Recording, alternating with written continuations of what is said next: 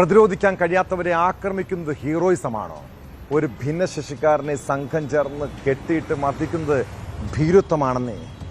തിരുവനന്തപുരം നെയ്യാറ്റിൻകരയിൽ ഭിന്നശേഷിയുള്ള യുവാവിനെ കെട്ടിയിട്ട് മർദ്ദിച്ചത് പീഡനശ്രമം ചെറുത്തതിനാണ്. അവിടം കൊണ്ടും തീർന്നില്ല ക്രൂരതകൾ.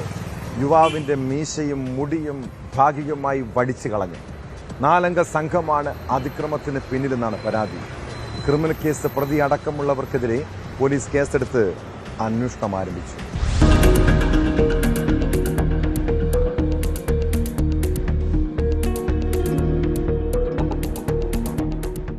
നെയ്യാറ്റിൻകര സ്വദേശിയായ ഭിന്നശേഷിക്കാരന് നേരെയാണ് ആക്രമണം നടന്നത്. കഴിഞ്ഞ ദിവസമായിരുന്നു സംഭവം. വൈകിട്ട് വീടിന് സമീപത്തെ സ്കൂൾ ഗ്രൗണ്ടിൽ കളിക്കാൻ പോയ 21-കാരനെ ഒരു സംഘം അവണാകുഴിയിലെ ആളൊഴിഞ്ഞ വീട്ടിലെത്തിക്കുകയായിരുന്നു. തുടർന്ന് കെട്ടിയിട്ട് മർദ്ദിക്കുകയും തലമുടിയും മീശയും ഭാഗികമായി വടിക്കുകയും ചെയ്തതെന്നാണ് നെയ്യാറ്റിൻകര പോലീസിൽ നൽകിയ മൊഴിയിൽ പറയുന്നത്. സ്കൂളിൽ പോയി കളിക്കാൻ അവനത്തെ പയ്യമ്മ വിളിച്ച് അന്നത്തെ പോയപ്പാണ് അവനത്ത് നമ്മളെ കമ്മോട്ട് വന്നിട്ട് പോയി. ഞാൻ അവിടെ കമ്പട്ട് അടിച്ച് എന്റെ ഇടി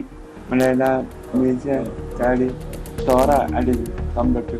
രാത്രി വൈകിയും ഇയാൾ വീട്ടിൽ വരാത്തതിനെ തുടർന്ന് ബന്ധുവീടുകൾ ഉൾപ്പെടെ രക്ഷിതാക്കൾ അന്വേഷിച്ചുവെങ്കിലും കണ്ടെത്താൻ കഴിഞ്ഞിരുന്നില്ല. പുലർച്ചെ 5 മണിയോടെ കെട്ടിയിട്ടടുത്തു നിന്ന് രക്ഷപ്പെട്ട് വീട്ടിലെത്തി കാര്യങ്ങൾ പറയുകയായിരുന്നു. തുടർന്ന് വീട്ടുകാർ ആശുപത്രിയിൽ പ്രവേശിപ്പിച്ചു. ആശുപത്രിയിൽ നിന്നാണ് പോലീസിന് വിവരം കൈമാറിയത്. കമ്പുകൊണ്ടടക്കം അടിച്ചതിന്റെ പാടുകൾ ദേഹത്തുണ്ട്. മദ്യലഹരിയിലായിരുന്ന സംഘം ലൈംഗികാതിക്രമം നടത്തുകയും അത് ചേർത്തപ്പോൾ ക്രൂരമായി ഉപദ്രവിക്കുകയുമായിരുന്നാണ് വിവരം. സംഭവത്തിൽ ക്രിമിനൽ കേസ് പ്രതിയടക്കം 4 പേർക്കെതിരെ നെയ്യാറ്റിൻകര പോലീസ് കേസെടുത്തു. പ്രതികൾക്കായി അന്വേഷണം ആരംഭിച്ചതായി പോലീസ് അറിയിച്ചു.